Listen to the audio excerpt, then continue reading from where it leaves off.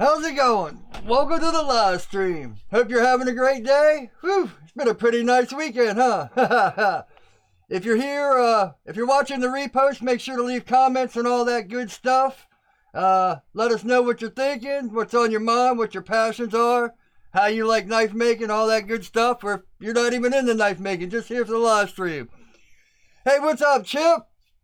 Haven't talked to you in, what, about a week? You haven't been commenting on my last couple videos. I was getting a little worried about you.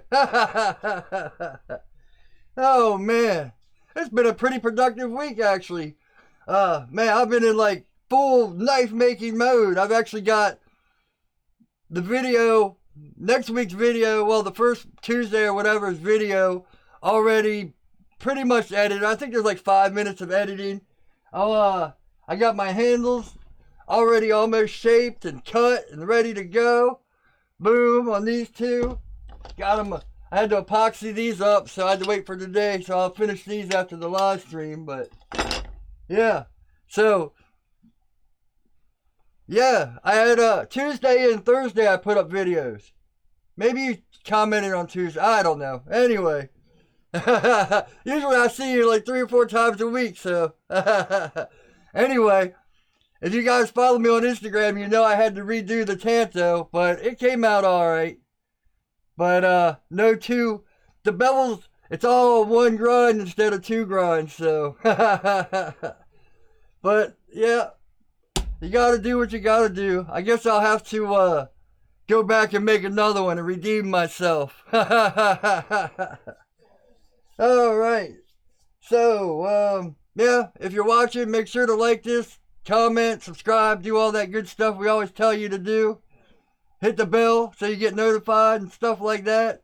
But you know, I've never been a person that does any forging. You know, I'm always complete stock removal. Chip, yeah, you usually blow me up on email. That's another reason I haven't seen an email from you for a while. I actually commented on the last couple emails and I was like, huh, I guess he's busy. As long as you're alright, that's all that matters. But anyway, so I see a lot of these, you know, like Forged in Fire, you know, and all these shows about forging, and it made me think, you know, there's really no shows about stock removal. And even like ABS members, you know, American Bladesmith Society. Now I know that can't really be considered stock removal or even like a sect of it because bladesmith, you know, you're smithing out your blades. But you would think there would be like a, you know, knife making guild or stock remover guild or something part of it. Because, you know, I would love to become like a member, you know, ABS member, but I can't because I don't forge. And as much as I like watching forging and admire the guys that do it, I really don't think I have enough interest. Hey, what's up, MS Blades? How you doing, Martin? You know, forging is a craft that it would be amazing to learn, but kind of like what I talked about last week was like, you know, how I love videography, but I don't really like taking photos. You know, I'll pull out my iPhone and take the photos. And where I love knife making, I really don't think I would love forging knives. You know, now, you know, it would interest me to learn it, to get it out of the way. Kind of like I've talked about chef knives, you know. I loved making the chef knife, but I'm not a cook and I don't know about chef knives. So, other than making it and moving on from it, I don't really have that much of an interest, if that makes sense. So, to me, you know, building this whole forge and spending all this time building the forge or spending all this money buying a forge just to have it sit out and rust. In fact, a lot of guys, well, not a lot of guys. When I first started, before I built my heat treat ovens and all that, I built a propane forge. You know, I went to Home Depot and I bought an empty propane tank, cut the lid off, you know, bought all the pipes, and I made 2 burners. You know, if you guys watched that where I failed the O1 heat treating, I kind of showed it. And that's what it's doing. It's sitting out there with 2 propane tanks, just turning to rust. So, some guys just, they might like watching it or have an interest in forging, but not enough to make it a driven part of their knife making skills, if that makes sense. So it would be nice to be like a member of the ABS. I'd pay my dues and all that, but I can never become a journeyman or anything like that because I don't forge. And just like on Forged in Fire, I think there was like one guy. I haven't watched Forged in Fire in a long time, but I remember there was one guy that only did stock removal. And they were like, oh, this is called Forged in Fire. And he was like disqualified because he didn't forge out his blade. So it seems like there should be some part of knife, even when it goes farther than that, even parts where you can bring in like machining, like John Grismo and stuff like that. Guys that have turned to making their knife making from CNC. It's all knife making, unless you send it out to someone to make it for you. Like there's that Weed Knives that they take creators, like I think Gavco Knives and stuff have a bunch of people, but it's like a collaboration where you send your designs to them and they make the knives for you, or Microtech, stuff like that. But that's still knife making, it's still your design. But CNC, man, believe me, I've built computers since the early 90s and I can't learn programming. I've tried more times than any to try it. My eyes glaze over and I'm just lost. MS Blades, the problem as far as I can tell, it's hard to recoup your money and time spent to forge a blade then finish it. See, I mean, I would love to learn forging as just to have it as a skill, but I learned from, I didn't even like heat treating in a propane forge, so I built a heat treat oven. I don't know. Maybe if I had a big shop and I cornered off a little section of it so I could have the propane forge there.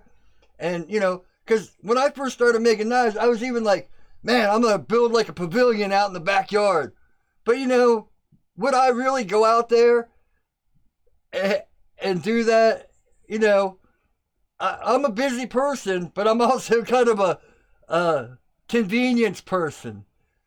So, it's like, if it's right here, I do it.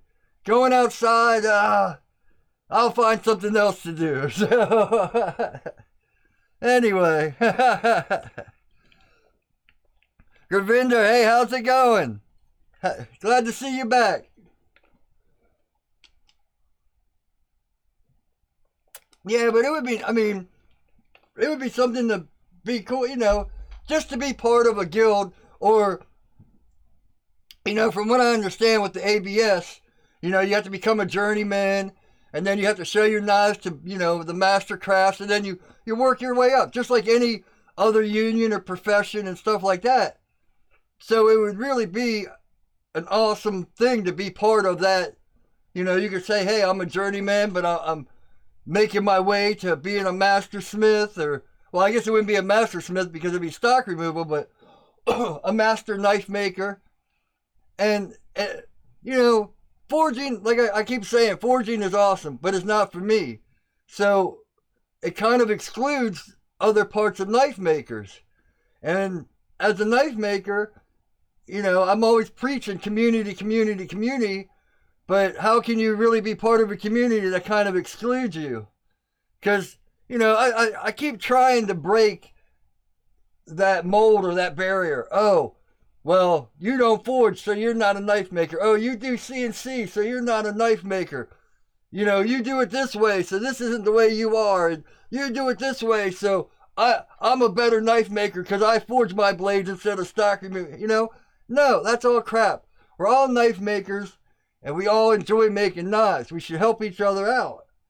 Instead of putting someone down for the way they do it, it just doesn't make sense to me, so. But, yeah, I guess I'll get on to the title. It's okay to be crazy because, man, a lot of times the way I do things, people call me crazy. You know, they're like, oh, man, you're using the jig wrong. You know, you're using this wrong, or you're making your knife handles wrong, or you're doing it wrong. This, you know, people are so, I guess when people learn things, they think they have to learn them, you know, like everyone else learns things. And I've never been that way. You know, if it wasn't for tests in school, I would have gotten horrible grades because I didn't learn what teachers taught me. I went in and I would study my own stuff. So I'm sitting here rambling on, not reading comments anymore. Chip, I want an oven because it's a pain to set up the forge outside. Man, I'll tell you what, an oven brings your knife making to a whole new level. You know, you don't have to check with magnets. You don't have to sit there and worry. You just put it in, set it, boom. You're good to go. M&S Blades. There's a performance knife making group called Colton Cutlery. Oh, wait. Knife making group. I can't read. Belongs to it. It's free to join. Not exactly sure what it's called, though. Huh. But see, that's great and all that. And, you know, knife making groups are awesome. Like on Facebook, I'm on like 7 groups. In fact, I don't use Facebook for anything except my knife groups. But groups are awesome to be a community. So don't get me wrong when I say this.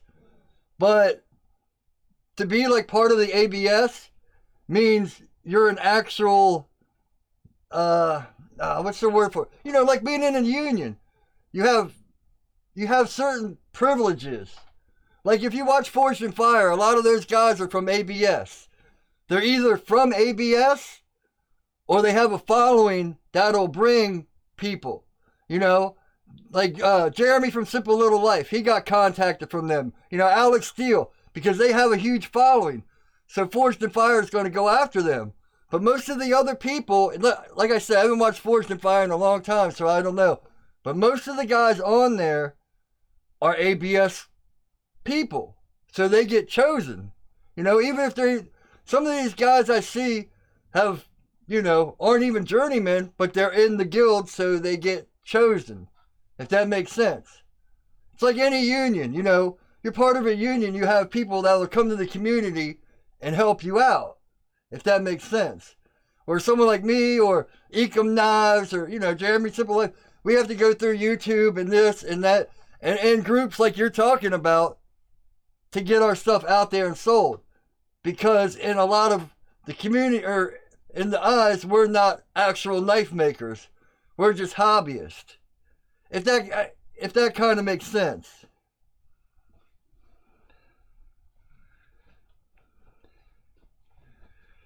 Chip says he wants the simplest one. Yeah, I sent you a link. That's why I was talking about the email in the beginning. I sent you a link to 2 different ovens that are $12.95. So I don't really know the difference. I think it's the way they're set up, but there's both even heats. $12.95 for each one. So 18 inches. You know, 18 inch by like 5 by 7. So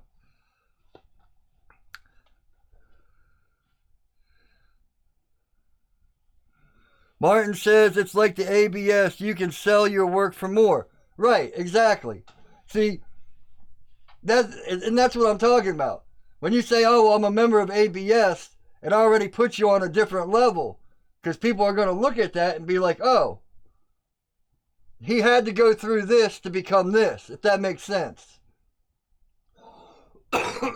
Excuse me. We're someone that's just a YouTuber. You know, a lot of times knife makers that are on YouTube aren't really looked at as professional knife makers. They're just someone doing tutorials or making knives.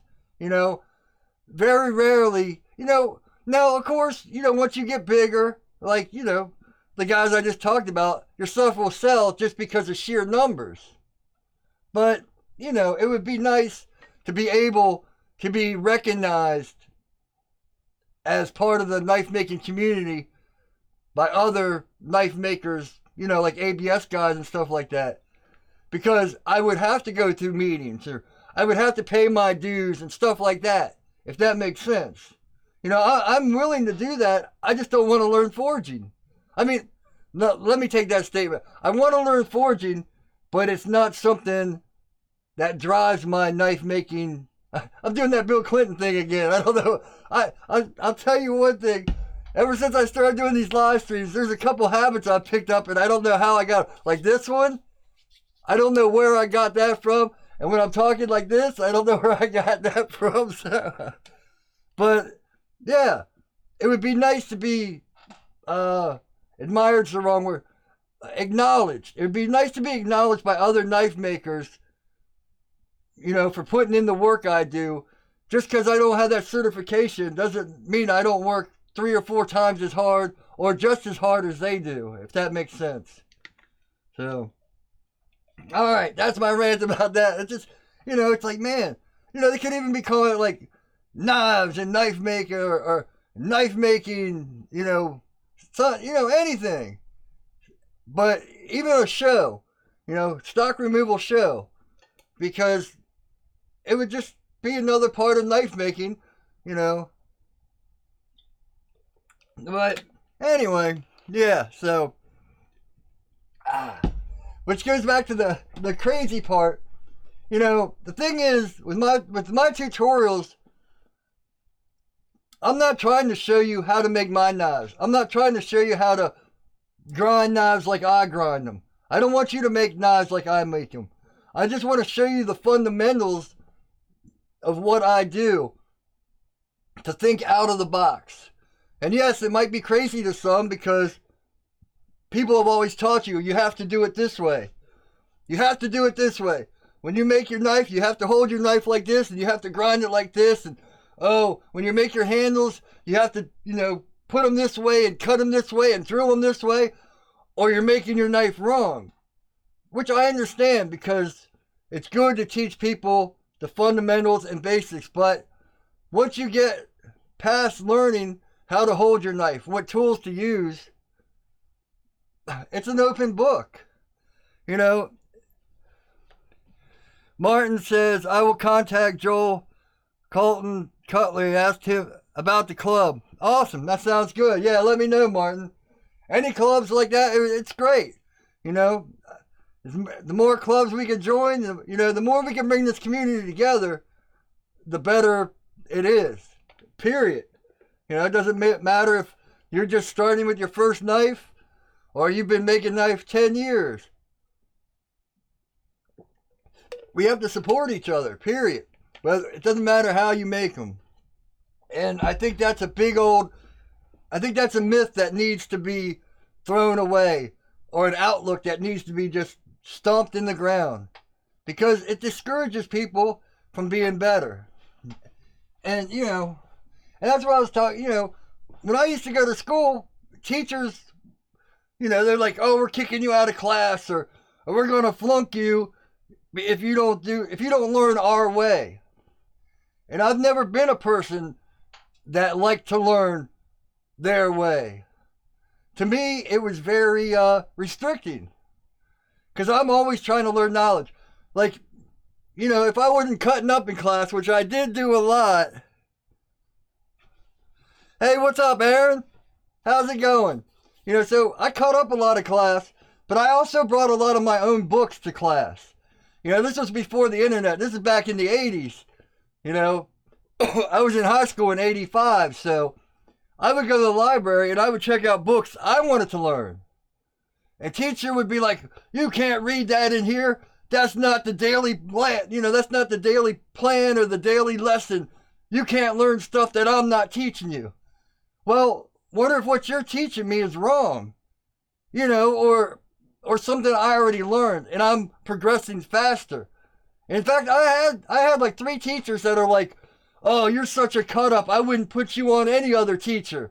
So it's like, I've already learned this whole lesson. I'm like 4 lessons ahead of you. In fact, you want me to go and teach your class for you because you're teaching it wrong.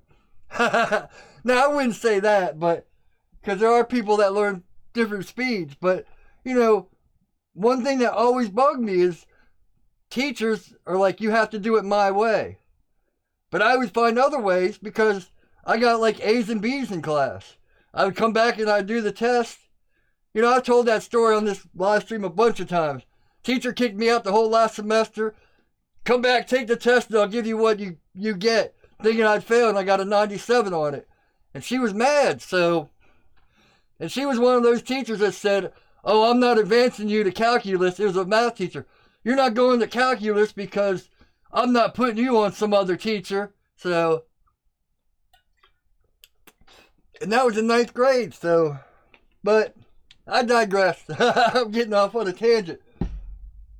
But I think, you know, tutorials, knife making tutorials, whatever you're learning on YouTube or anything, which, man, YouTube is the greatest thing ever made. Oh, Bootleg Blades made it. Must be bad weather out there in Colorado. Oh. Man, you just missed a whole big old rant, Bootleg. Chip, I actually asked him where he's been the last few weeks. He says, man, Colorado's too nice to not be outside. So I'm definitely surprised you're here. Thanks for showing up, man. Oh. Man, but if I had YouTube and stuff like that, the internet, when I was a kid, whew, I would be beyond Bill Gates. I mean, what? I'll be 48 in August, and look at all this stuff I've done in the last couple of years. Oh, man.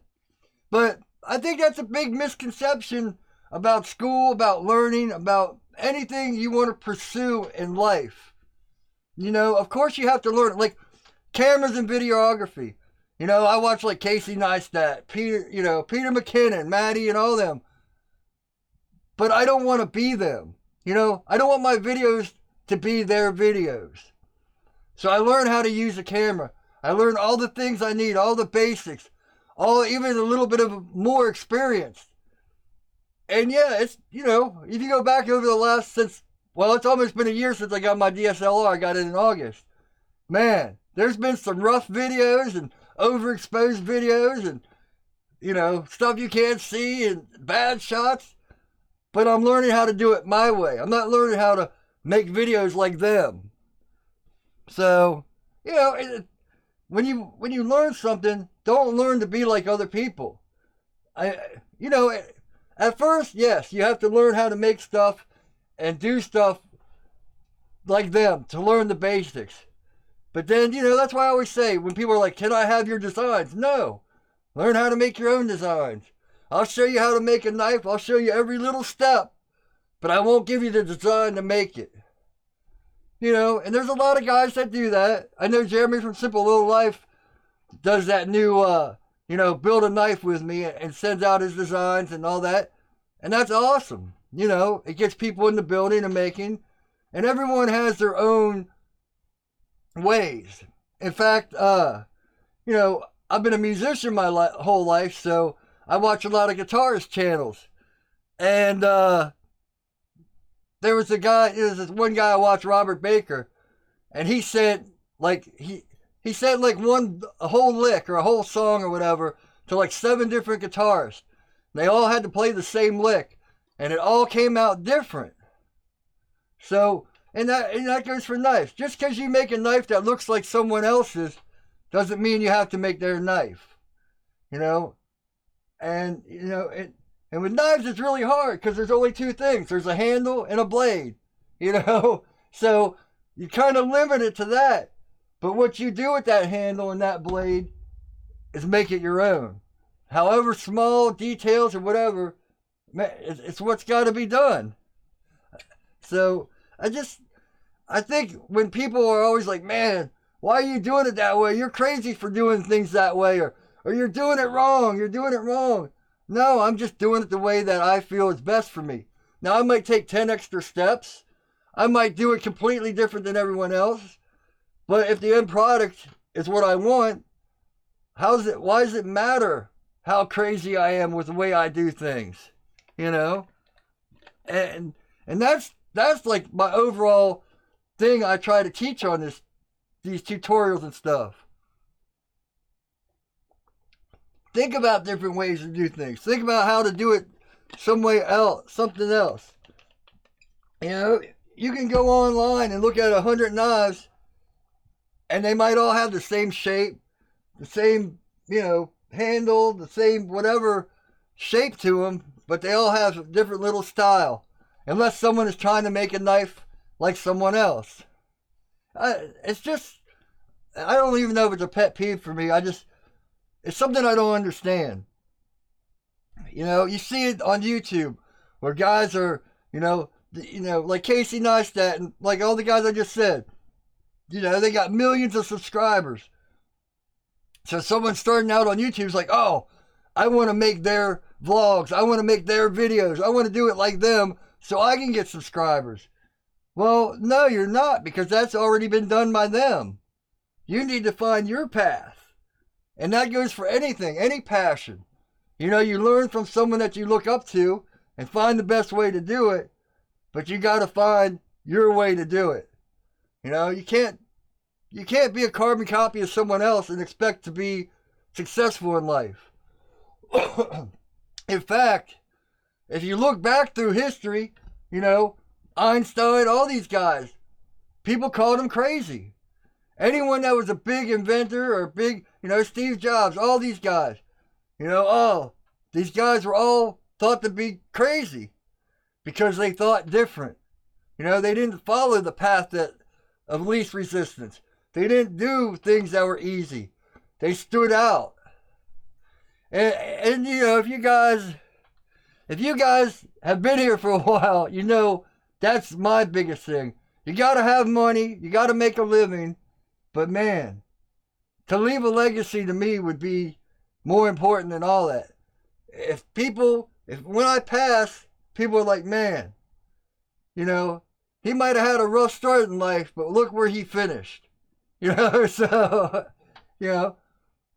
because I went through, let's see. My dad passed in 2001. In 96, my guitarist died. Quit playing music for 15 years. Didn't do anything. When I had my heart surgery, and they were like, well, you have a chance of dying. I was like, okay, well, bust me open. If you can fix me, if not, it's my time to go. Didn't care a bit. Had nothing in my past looked forward to. Nothing meant anything. If I would have been gone then, people would have been like, yep, he's gone. We knew it. We knew that would happen to him, Of course, he was a loser. Look, he didn't make anything of his life. We told you. All those teachers I talked about, 20 minutes ago. See, we knew he would amount to nothing. He was just a crazy guy, a cut up of nothing. But look where I'm at now, I mean, I might only have 2,000 subscribers, and I only might make knives, or I only might do this, or only might do that. But compared to where I was 5 years ago, I'm on top of Mount Everest, if that makes sense. So, it's a weird world, and, just because you don't find the things in life, like, before my guitarist died, I lived, breathed everything about music. Music was the only thing that mattered. Then I quit for 15 years. So life puts you on paths that you have no idea that are going to come. But, yeah, so one of my topics says greatness achieved or rewarded. Because, that's what I used to think. I've always had this thing in my mind, I don't know about other people, but I've always been like, oh man, I'm going to be on top of the world someday, I'm going to be a rock star. I'm going to be this or that. But I didn't ever achieve that status, if that makes sense. I mean, I played guitar 6-7 hours a day, but I was like, oh, I'm not playing music that way. I'm not, just like I said about, the guitar, about being I wanted to do it my way. I didn't want to learn songs and play covers and do it stuff like that, which I should have, just because that would have gotten me out there and helped me learn how to be in front of an audience, or learn how to play guitar, or bring people in. It's like that hybrid thing where you got to help, you got to do things that people want, but then you can start, you build yourself up. So I never really tried to achieve any greatness that I should be rewarded for. I'd always see, oh, well, he just played and all of a sudden he's a rock star. You don't see that they played every party, every show, everything they could play. So,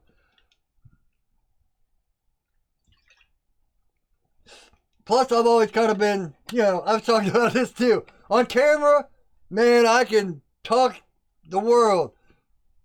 With friends that I know, you can't get me to shut up. But you get me out, it was really hard for me to find other musicians, or go out and get that gig. I didn't understand, hey, find the managers that's going to book these gigs, or find someone, go look in ads to find a singer to sing the songs you write. Because I wanted to do it all myself, even though I couldn't sing, if you guys have watched like my old videos of my music, my singing is horrible. Well, it's screaming, but, so I should have let my pride down and busted my ego and been like, oh, man, you really know how to sing. Here's the lyrics. Sing these songs. But I wouldn't go out and find it because I was stubborn, So there's that whole thing where you've got to let your ego go and realize you can't do it all. At least for me. When I say you, I mean me. Because, man, it was a very rude awakening when you realize you can't do it all yourself. Because, it's hard. And, even when we go out, the guy that died in 96, we'd go out and play parties and we'd go out and play shows. And people would be like, man, you guys sound better than any band around. But we didn't know you need a manager. Our manager was like the drummer's girlfriend. She'll go book us a show every 3 months or something, maybe find 2 parties. You can't play like that. You need to find someone that knows what they're doing. But I didn't understand that, so I let everyone else, oh, it'll get taken care of. Now I'd be recording stuff and making CDs and all this, but I never understood that theory where if you don't know how to do something, find someone that does. So, yeah, and that's, I'm finding that with my knives. I've got like 5 knives on the website. They're not selling because I don't know how to sell things. And when I'm, on these videos, when I'm like, oh yeah, go to my website and stuff, I barely tell you what's on the website or what Amazon links are about. Or I just say, hey, yeah, do this.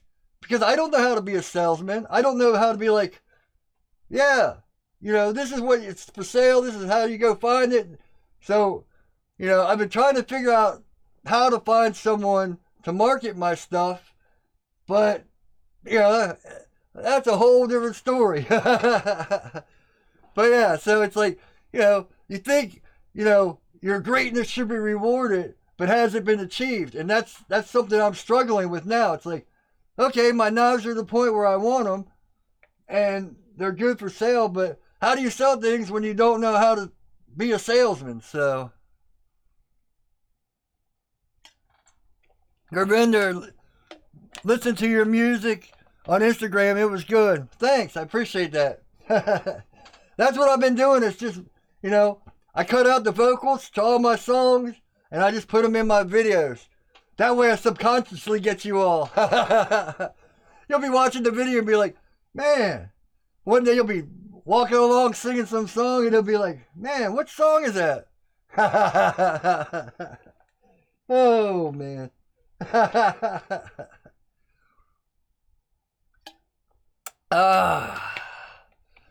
Whew. Let me see if I have any topics. I think I've rambled enough. Oh. The last topic I had is I must be doing something right because I got a whole bunch of haters. Kind of ties into everything else. I think I've had this topic for like the last 4 or 5 live streams because it's so true. A lot of you, I would say 95% of the people that watch my content or interact with me on Instagram, Facebook, all that stuff are awesome people. And, really great feedback. And lately I've been having people like, man, no one else explains how to make knives like you do. Man, I've been making my second knife, and stuff like that makes it all worth it. You know what? I hit 1,000 subs 7 months ago. Still haven't been monetized, and even if I did, I don't think YouTube would let me run knife making ads or ads on my knife making content. So I've kind of given up that whole YouTube thing and just been doing my stuff. But every once in a while, man, you just get the most hateful stuff, and it's just like, all right, I know I'm doing something good. You know you're doing right when you got people that, because I don't know what it is about people when they see someone else doing something with their life. No, I take that back. I do, because I was there. When you're a miserable person and you have nothing in your life that has meaning to it, and you're not doing anything except seeing other people succeed, it can be really depressing, and really it even makes it easier to fall on that slope. So what you do is you hate on people. They say, misery loves company. So, and people, it sucks because I don't like to see people like that. And I used to engage with it. And no matter what you say to these people, it always comes back negative. You can be like, hey, try to talk with them and try to get everything to work out and make things better and be like, hey, why is this? Why do you feel that way about what I just said or what I just put out, or what would you change?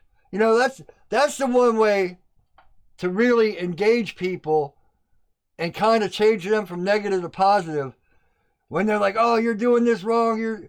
This isn't how you do it. Oh, you have no teeth. How can you teach this? Or, man, you're ugly, man. Look at your big nose. Hateful stuff. And it's like, okay, well, other than the way I look, what's wrong with the way I'm doing this? And people, it throws them off a lot of times because a lot of these people are just lonely and depressed and just want someone to engage with them. And all they know is how to be engaged with negativity. So they put out hate, then they get someone coming back with more hate. Oh, no, I'm not wrong, you're wrong. I can't believe you said that. Oh, this, blah, And a lot of times these people just want someone to be like, so what, let me know what you would do wrong, different. What would you do to make this better? And then their whole demeanor changes. Just like I talked, I think it was last week or the week before, about the bevel jig. People are like, oh, you have to put that knife behind the jig. And I'm like, well, I like to do it this way but how do you do it? And they'd be like, oh, I've only made 2 knives, so I'm just saying that because it's something I saw. They just wanted someone to communicate with them, someone to talk with. So, oh, man. Martin, Instagram, what's that? Really? Man, Instagram is the way to go. Instagram is awesome. The thing is, Facebook is where I use groups. Instagram is for pictures. You put up pictures, you only get 1 minute, but you can put up 2 or 3 videos. So you put up 1 minute videos and pictures and all that stuff. So, yeah. Instagram used to be awesome for marketing stuff, but it just got so saturated. And then Instagram got bought out by Facebook. So, it used to drive me crazy because Facebook has this policy. If you read their policy, no weapons are allowed. That said, if you read farther, it says anything to do to the sales, or anything that promotes the sales of weapons is prohibited. If it doesn't lead to sales, it's allowed. Now, on Instagram, I'm, Dave Erving, Invader Knives. So just the word knives gets flagged a lot. But by their policy, it should be allowed, because I've never even tried to sell a knife on Instagram. And it's something I've got to learn because for some reason I just think, oh man, I don't want my whole, YouTube feed, and I don't want my whole Instagram or Facebook just to be, oh, buy this knife, I finished this knife, buy this, buy this. But on the other hand, I've got to realize people aren't going to know where or how to buy it if I don't tell them. So I've got to figure that out. But it's like, man, where do you find the middle in that? So, just like shirts, I'm always like, yeah, go on my website and buy shirts. But I rarely wear the shirts, every once in a while I do. But yeah, I've got to figure out sales, or I've got to, it's that catch-22. You got to find money to hire someone to sell, but you can't make money unless you sell it. So,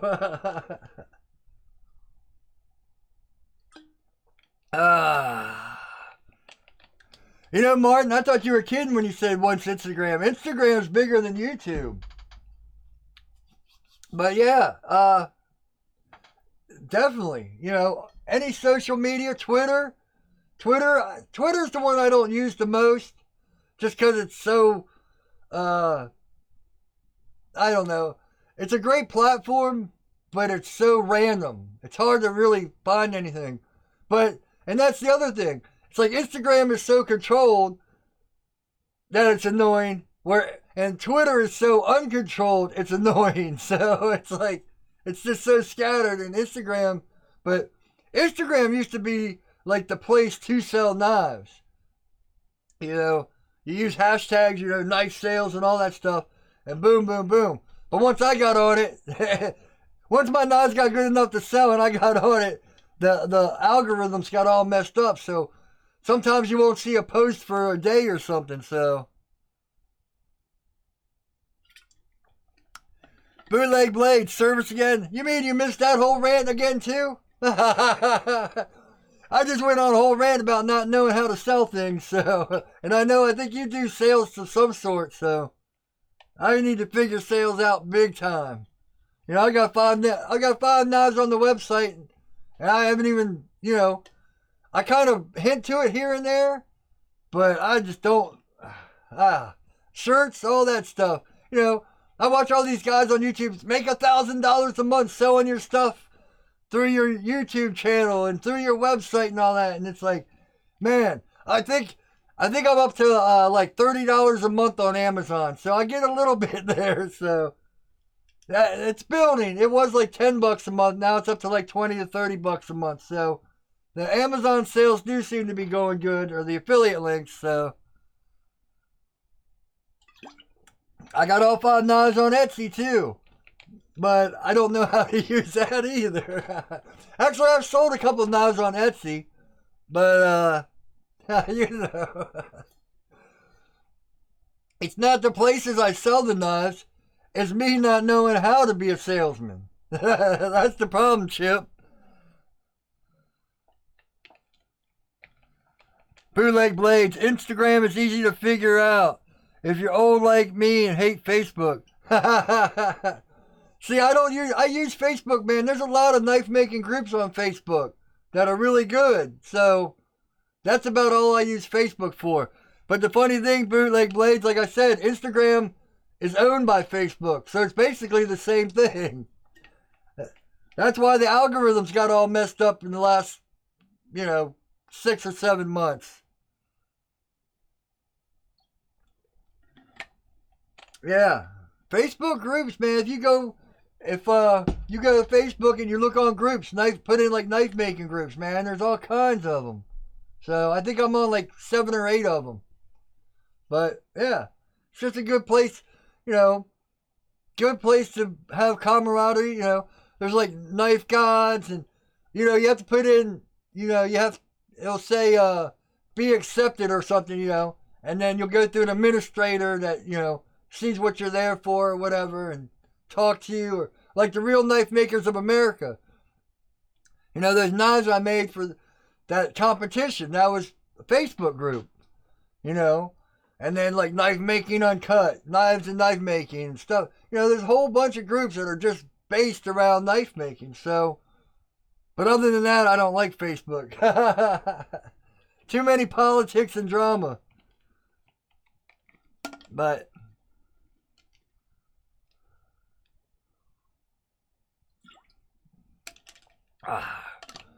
whew, someone new here. I can't speak Russian, but welcome.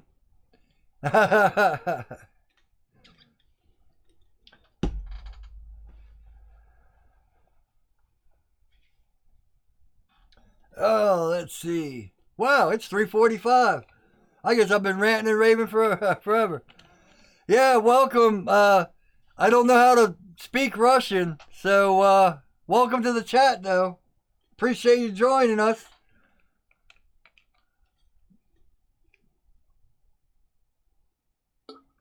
But Instagram, the thing is, I post on Instagram like all day.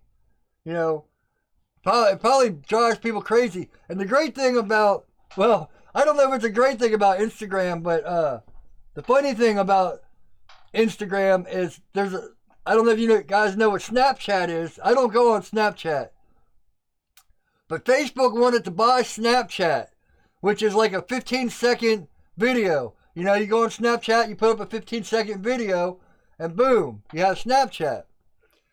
Facebook wanted to buy them, and Snapchat wouldn't sell. So what they did is they made Instagram stories, which you take a 15-minute video and you put it up on your Instagram feed. So Mark Zuckerberg's like, oh yeah, you won't sell to me? I'll just make my own. It's like blatant ripoff.